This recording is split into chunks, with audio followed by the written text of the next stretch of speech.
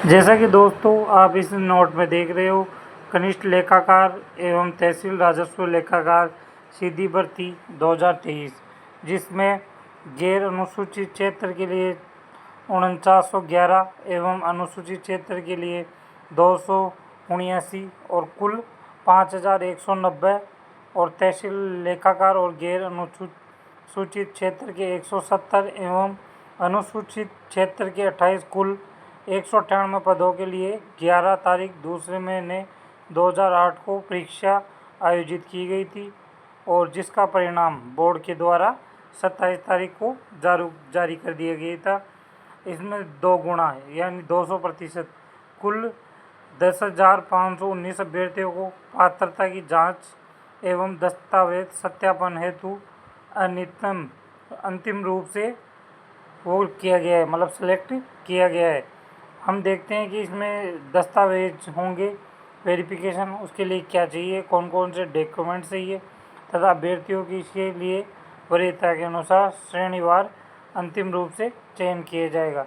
जैसा कि इस प्रेस नोट में लिखा गया है कि अंतिम रूप से ऑनलाइन आवेदन की जो फॉर्म होंगे वह 16 तारीख 8वें महीने 2024 से 22/8/2024 तक ऑनलाइन किए जाएंगे और ऑनलाइन विस्तृत। और दोस्तों इन सबसे मुख्य बात जो ध्यान रखने होगी वो है कि हमें मूल दस्तावेज के साथ ऑनलाइन दस्तावेज को आवश्यक रूप से अपलोड करना होगा। मतलब मूल दस्तावेज है उनको भी ऑनलाइन आवश्यक रूप से अपलोड करना होगा तथा अभ्यर्थियों के द्वारा निर्धारित शुल्क का भुगतान भी ऑनलाइन ही किया जाएगा और अभ्यर्थी ये आवेदन जो ये दिनांक दी गई है उसके अनुसार रिक्वायरमेंट पोर्टल, माई रिक्वायरमेंट या आदि जो दिया गया है उसके माध्यम से कनिष्ठ लेखाकार एवं तहसील राजस्व लेखाकार संयुक्त सीधी भर्ती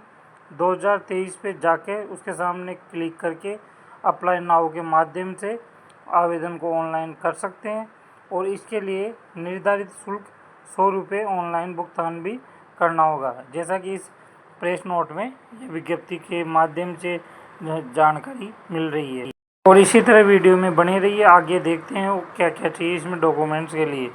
जैसा कि दोस्तों इसमें 100 रुपये अपन को ऑनलाइन आवेदन भुगतान करना होगा और ये दस्तावेज तो अपन विस्तृत कार्यक्रम निर्देशालय कोष एवं लेखा द्वारा उनकी वेबसाइट पर प्रत्यक्ष जारी किया जाएगा। अभ्यर्थी ऑनलाइन विस्तृत आवेदन के साथ निम्नलिखित आवश्यक रूप से मूल दस्तावेज को स्कैन करवाकर रंगीन तरह से इनको क्या करना होगा, अपलोड करना होगा। और इसमें जो मुख्य बात लिखी गई है वह है कि इसमें ई मित्र द्वारा गलत सूचना दस्तावेज अपलोड किए जाते हैं और यदि आवेदक की पात्रता प्रभावित होती है तो इसकी संपूर्ण जिम्मेदारी आवेदक या अभ्यर्थी की ही होगी। अतः सलाह दी जाती है कि विस्तृत आवेदन को फाइनल सबमिट करने से पूर्व दर्ज की गई सूचनाओं को या अपलोड किए गए दस्तावेजों का अभ्यर्थी मिलान स्वयं करे और इसी के बाद किसी भी प्रकार का संशोधन स्वीकार नहीं किया जाएगा। तो हमें ये ध्यान रखना है कि डॉक्यूमेंट्स को हमें पूर्ण रूप से चेक करके उसी को लास्ट में फाइनल रूप से सबमिट करना है। अब हम आगे जानते हैं कि हमें इसमें कौन कौन से डॉक्यूमेंट्स चाहिए। जैसा कि दोस्तों जैसा इसमें लिखा हुआ है तो सबसे पहले अपने को सेकेंडरी का अंक पत्र और प्रमाण पत्र उपाधि सेकेंडरी मतलब 10वीं की जो मार्कशीट होती है ना वो, और इसके साथ ही 12वीं मतलब सीनियर सेकेंडरी की मार्कशीट और प्रमाण पत्र या उपाधि। और इसके बाद जो कोई जैसे बीए किया हुआ है तो बीए, बीएससी वालों के लिए बीएससी, बीटेक वालों के लिए बीटेक आदि जो भी है उसका अंक पत्र भी लगाना होगा। इसके साथ आगे देखते हैं और क्या अन्य डॉक्यूमेंट चाहिए। हाँ तो दोस्तों अब आगे देखते हैं अपन 6 नंबर पे। इसमें अपने को जो प्रमाण पत्र और या फिर उपाधि जो स्नातक की है ना, जो बीए, बीकॉम, बीएससी, बीटेक इत्यादि जो लेखाकार संस्थान ये जो भी आपने कर रखी है, और उसके बाद अधिस्नातक मतलब जैसे कोई एमए, एमकॉम, एमएससी, एमटेक सभी वर्षों की अंक तालिकाएँ हमें अपलोड की जानी आवश्यक है जो आपने जो कर रखी है।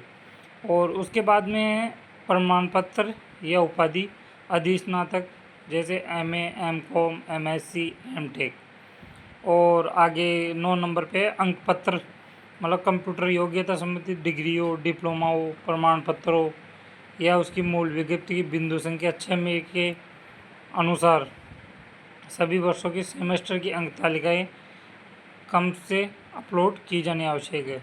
उसके बाद है प्रमाण पत्र या उपाधि, मतलब कंप्यूटर से संबंधित डिग्री, डिप्लोमा, प्रमाण पत्र आदि। फिर अपने को चाहिए 11वें नंबर पर मूल निवास। हाँ दोस्तों, इसका हमें विशेष रूप से ध्यान रखना है। मूल निवास यानी गैर अनुसूचित क्षेत्र के लिए, और विशेष मूल निवास प्रमाण पत्र अनुसूचित क्षेत्र के लिए। और इसके बाद में जाति प्रमाण पत्र, जो हमें EWS का आर्थिक रूप से कमज़ोर वर्ग, अनुसूचित जाति, जनजाति आदि के लिए, ये भी हमें चाहिए। और अब इसके आगे चलते हैं अन्य प्रमाण पत्र। अन्य प्रमाण पत्र में जैसे कोई दिव्यांगजन है, या फिर कोई खिलाड़ी है, या कोई विधवा है, या अन्य किसी प्रकार का हो वो वाला। और अंत में फिर 14 नंबर पे लिखा हुआ है शपथ पत्र, जैसे कि जाति प्रमाण पत्र किसी का पुराना हो या किसी का नहीं बना हुआ हो, तो उसके संबंध में वेबसाइट पर कैंडिडेट कॉर्नर में उपलब्ध है, इस स्टाम्प पर या नोटरी पर स्वयं के द्वारा सत्यापित करना होगा। और अंतिम रूप से 15वें नंबर पर लिखा हुआ है हस्तलिपि। क्या मतलब? हाथ के द्वारा बोर्ड की वेबसाइट पर कैंडिडेट कॉर्नर पर उपलब्ध प्रारूप के अनुसार स्वयं को प्रमाणित करना है। और आगे देखते हैं और क्या शपथ पत्र में, मतलब उपरोक्त दस्तावेज स्वयं के द्वारा जांच कर अपलोड करवाए जाने पर एवं फर्जी या कूटचित दस्तावेज पाए जाने पर आवश्यक कार्रवाई किए जाने के संबंध में शपथ पत्र है, जो भी बोर्ड की अपनी क्या है वेबसाइट पर उपलब्ध है, वो स्टाम्प पर नोटरी के द्वारा सत्यापित होने चाहिए। और आगे क्या चाहिए वो अपन देखते हैं, आगे वीडियो में बने रहिए। तो जैसा कि दोस्तों ये अपने को डॉक्यूमेंट चाहिए, आपको अपना ध्यान रखना है कि अपने को ये डॉक्यूमेंट चाहिए। और इसके लिए आपको होते एक बार प्रेस नोट या जो इसकी विज्ञप्ति जो जारी किया गया है उसको भी ध्यानपूर्वक पढ़ लीजिएगा। तो जैसे अब ये सब हो जाने के बाद पात्रता की जांच है, तो निम्न बातों का विशेष रूप से ध्यान रखा जाए। इसके लिए हमें ये सबसे महत्वपूर्ण टॉपिक है, इसको एक बार ज़रूर ध्यान से देखें कि विस्तृत आवेदन भरने से पूर्व बोर्ड की जो वेबसाइट है RSM SSB की, उस पर अंतिम चयन हेतु विस्तृत आवेदन की सह परीक्षा प्रपत्र भरने हेतु आवेदक के लिए निम्न आवश्यक निर्देश एवं कनिष्ठ लेखाकार एवं तहसील राजस्व लेखाकार संयुक्त सीधी भर्ती 2023 के लिए दिनांक 20/6/2023 को जारी विज्ञापन संख्या 2 तारीख 2023 एवं संशोधित विज्ञप्ति 23/6/2023 का ध्यानपूर्वक से अध्ययन कर लेवे। और दस्तावेज सत्यापन हेतु अभ्यर्थी द्वारा स्वयं प्रमाणित शपथ पत्र दिया जाएगा कि ऑनलाइन अपलोड किए गए समस्त दस्तावेज उसकी जानकारी में सही है एवं कूटचरित नहीं है। सभी दस्तावेज ऑनलाइन उपलब्ध चेकलिस्ट से क्रम से ही अपलोड करें। कूटचरित दस्तावेज के प्रकरणों से संबंधित विभाग द्वारा अभ्यर्थी के विरुद्ध FIR दर्ज की जाएगी। तो दोस्तों अपने को डॉक्यूमेंट्स वेरिफिकेशन करते समय सभी डॉक्यूमेंट्स ओरिजिनल व सत्य होने चाहिए।